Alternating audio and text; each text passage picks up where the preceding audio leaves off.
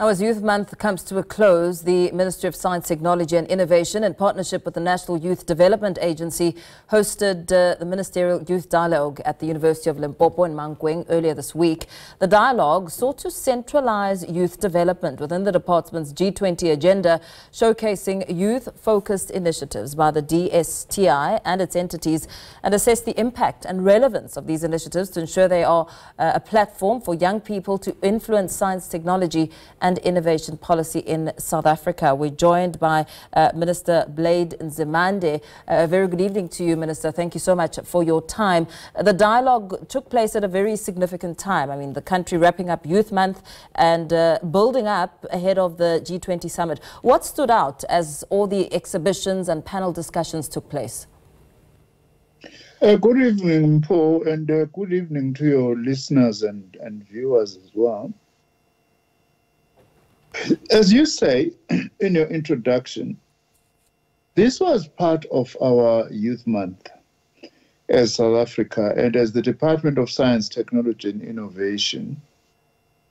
This is a very important month because we use this to showcase science, technology and innovation initiatives done by my department and other partners that we work with, as well as to promote science, technology, and innovation in terms of our own mantra, which seeks to place science, technology, and innovation at the center of government, education, industry, and society. And of course, we also we're linking this to the G20 activities that are taking place in the lead up to the Leaders Summit in November. My department is leading the research track of the G20, and we saw it very important also that we use this to connect young people to the activities of the G20. Mm-hmm. Some of the highlights of yesterday's is that, for instance, we had some panel discussions which were very important. The first one was on actually telling young people about careers, engaging around careers and opportunities in science, technology, and innovation in particular. And secondly, the panel also was looking at grassroots innovation, because the philosophy of our department is this simple, that innovation is everywhere. Innovation is not only at the high end of cutting-edge research activities and so on. Indeed, it is there. But there's also lots of innovation at grassroots level.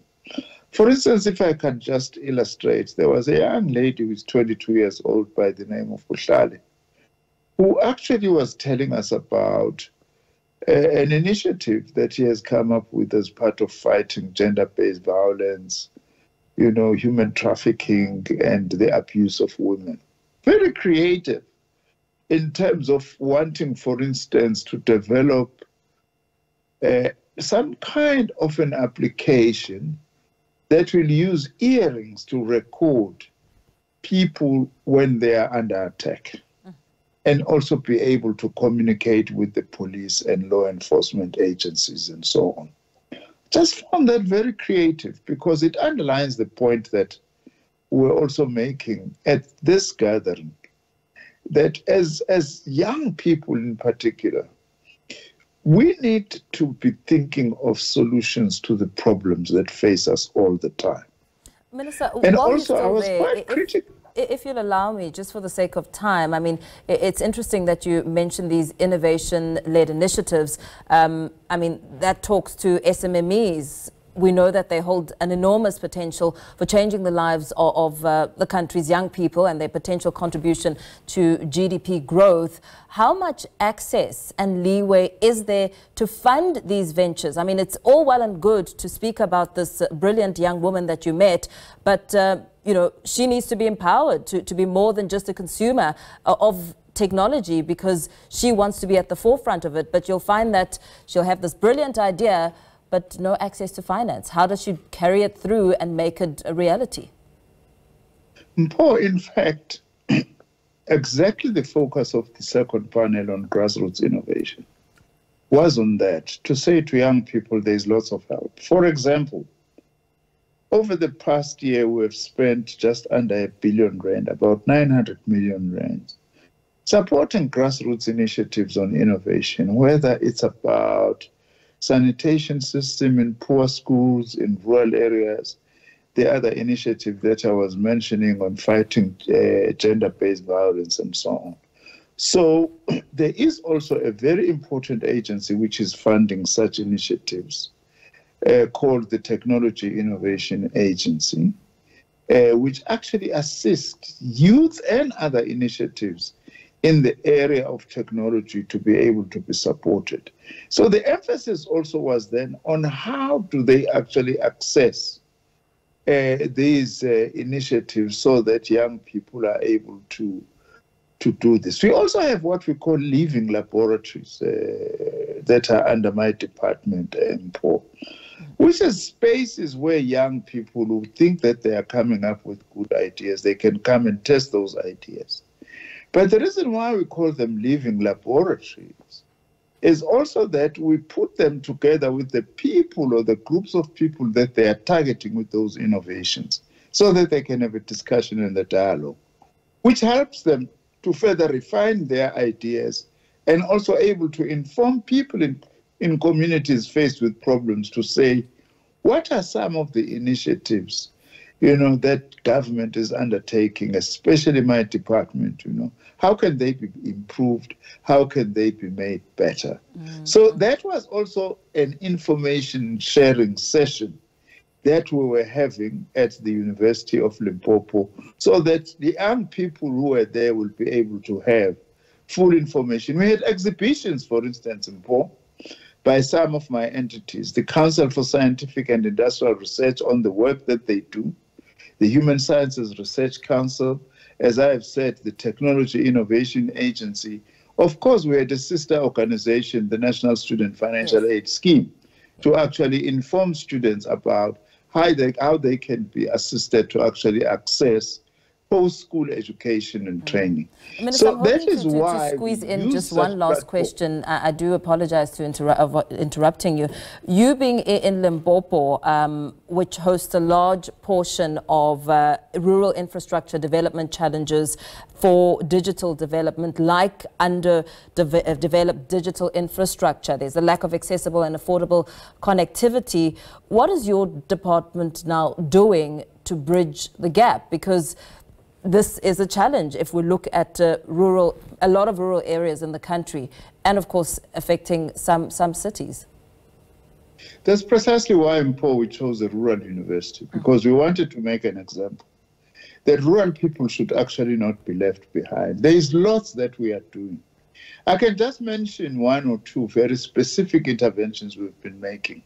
For instance, in some schools in Limpopo, primary schools, a few of them, not as much as we would like to, we've actually been donating computers.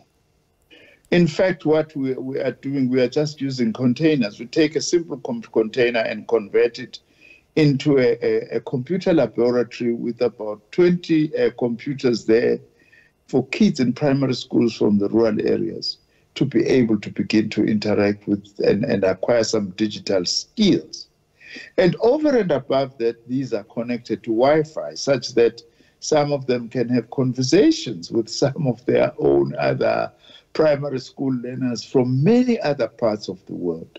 That's just one of a number of things that we are doing. Of course, we are working also with the Department of Basic Education to look into the issue of laboratories, because our schools still do not have laboratories, and the situation is worse in rural areas. One of the projects that we are going to be taking up in earnest, working with the department, is mobile laboratories, as an idea to say, where we are unable to have each school around Polokwane having a laboratory, let's at least have a truck which is a mobile laboratory that on certain days will be known that it will be going to certain areas, so that our youth in particular can be able to actually access these things. I'm also responsible for a network that wants to connect especially rural TVET colleges and rural universities to internet and other facilities, which can also be used by communities in all those areas. These are some of the things that we are actually doing, but we are also saying to young people, come with new ideas on how we can make access in rural areas to be better. You will remember also, just as the last quick point, the mobile operators like Vodacom, MTN, and Cell C, when they got their licenses, they were required to actually contribute in expanding connectivity, especially rural connectivity. We are engaging them on that to say, how then can you, in terms of your own commitments, which was a conditionality on them getting those licenses to actually expand. This is some of the work that my department is doing, of course, in partnership with Department of Basic Education, Department of Higher Education and Training, as well as Department of Communications, because this is not just a matter for a single department, but other government departments also need to come in. We are prioritizing access to connectivity by rural areas, which was one of the major aims of this outreach we were having at a university like Limpopo. Very well. Thank you so much for speaking to us, Minister. Wrapping up that conversation there with Minister of Science, Technology and Innovation, Blade Nzimande.